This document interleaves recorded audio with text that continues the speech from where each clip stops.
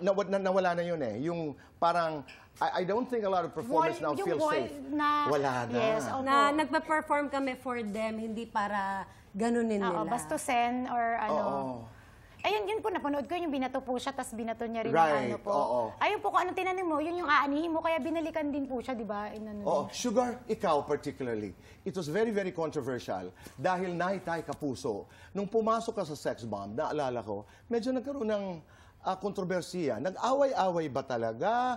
Kayo ba talaga ay umalis sa Eat Bulaga noon? Nagtatanong lang si Tito Boy kasi ngayon lang tayo nakapag-usap. Parang inubok.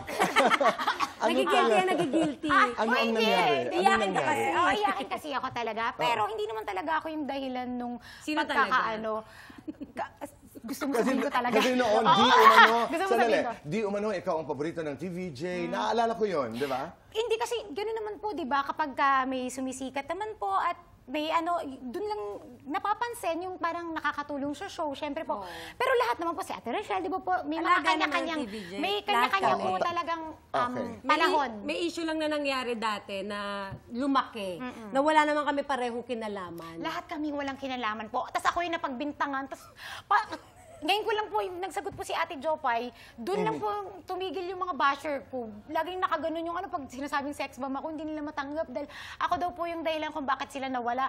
Hindi naman po ako may-ari ng Itbulaga. Yung parang, opo, kasi ang dami po, 25 po na dancer, syempre po, tapos ako lang natira po nung panahon na yun, mag-isa lang ako doon, naglalaban-laban, bawi-bawi. So utak ng tao, ako po talaga yung may kasalanan. Pero yung totoo po nun, hindi po. Pero kumusta ang relasyon ninyo ngayon sa mga dati niyong kasamahan? Okay na, okay pa rin. Meron kaming mga group chat na talaga nag-uusap kami. Sila Rochelle especially, magkikita-kita kami lagi, magde-date kami. Nagde-date kami. Okay. At your peak ba, yumaman kayo? Siyempre hindi, Tito Boy. Paano po yung yumama? Ano po ba yung level ng yaman sa pagiging? Yung yaman dito, baga. Yung was money easy?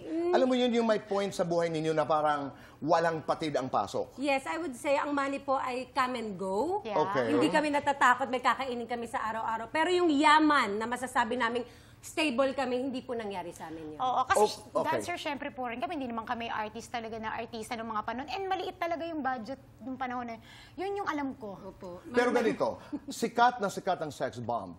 Yumabang ba kayo?